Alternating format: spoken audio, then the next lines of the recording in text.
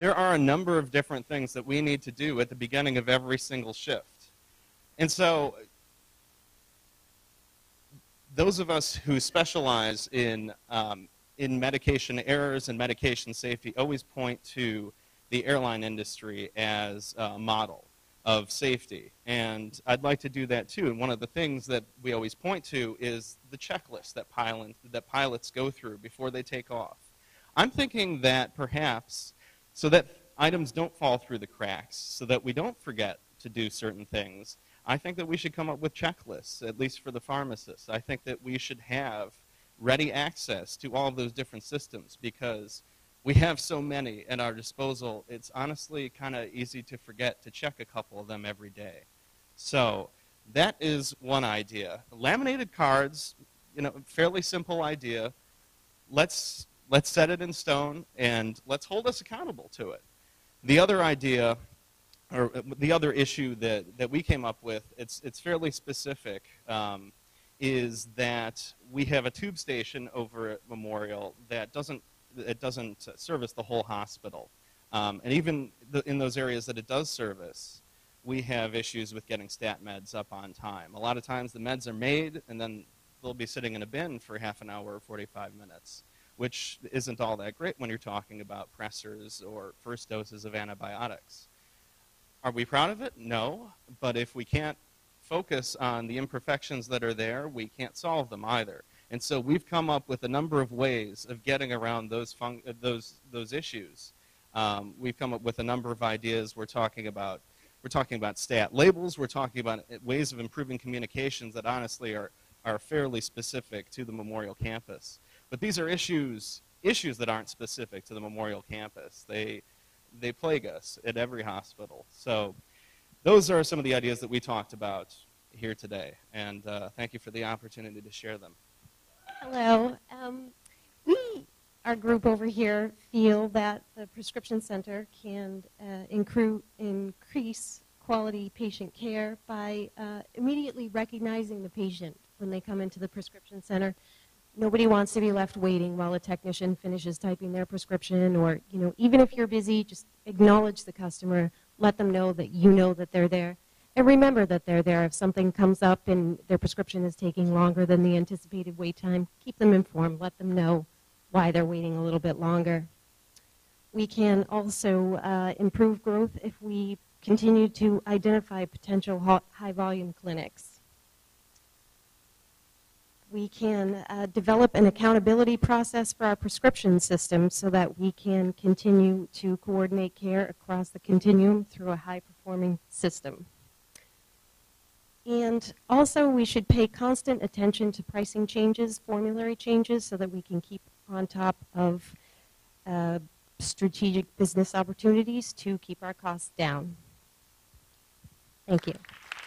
Well, number one, in regards to the highest quality patient care, is the communication technology. So we came up with the suggestion that a tech should have phone, so tech phones.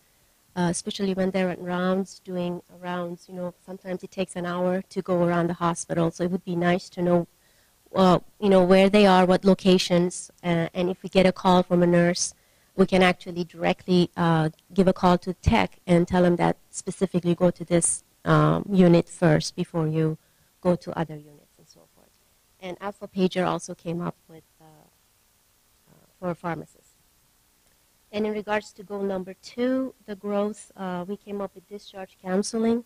A lot of times, and also med reconciliation. A lot of times, for example, a patient comes into the hospital with a PPI, an OTC PPI, for example. But because of our therapeutic interchange process, we switch them to something that's a prescription, RX or PPI. And it would be nice to do a discharge counseling, have an opportunity to do a discharge counseling and switch the patient back to an OTC PPI, if at all possible.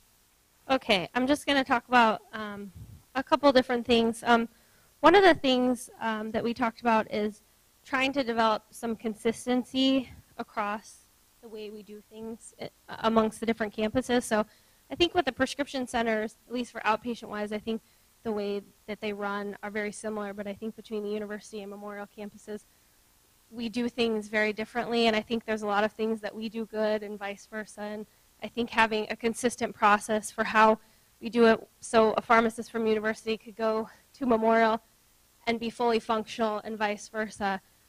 So taking what we do well from each campus and trying to integrate that.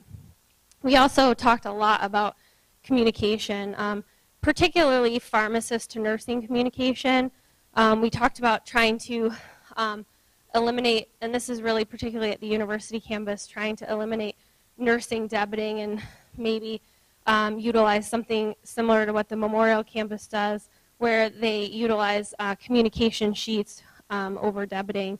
Also, utilizing some of the functions that weren't available before, such as our print back function, or utilizing Pixis 3500 for nursing to be able to look in the work queue. Those things are available, but pharmacists haven't been trained, nurses haven't been trained, so just learning how to use these tools so that we can better communicate. The other thing, just another, the pink stickers, I don't know if everybody does this, but on university they plague us, but trying to eliminate those and maybe creating something like a Century 7 report so that we kind of have one central area where we're looking for things. So whether it be patients on antibiotics for more than 14 days or 7 days, or narcotics for more than 7 days, rather than have these little pink stickers that tend to get lost. And then the last thing for our technicians, we really wanted to sort of improve our training that we do with our techs, particularly new hires, and then also maybe think about incorporating a lead technician, and that person maybe kind of in charge for the day, whether it be they're delegating or being the person that's going to answer the phone for the day, or just trying to streamline some of our processes where right now it's just sort of a free-for-all, whoever's available does whatever. So.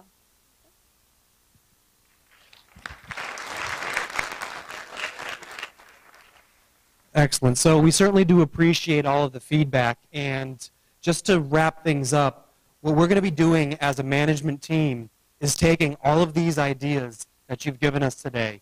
So you've presented some of them to the group, but there's a whole lot more that is on the pieces of papers. So we're going to take that, organize that, review that, and we're going to use that as a large component of our performance improvement plan for the department for this upcoming year. So this is really just kind of the beginning of the journey. This is the starting point, but really all of it will be relatively meaningless if we don't follow up and take the next steps. So we're going to identify these projects, we're going to develop goals, we're going to develop ways to measure these projects, and then we're going to have individuals volunteering for these projects to lead these important initiatives and find better ways to improve care for our patients. A lot of comments related to communication, streamlining processes, making things more efficient. All of these things are vitally important to us, so we're really going to rely on all of you here today to help us take the next step, implement these plans, and really help to improve the way we do business here. So thank you very much, and have a great evening.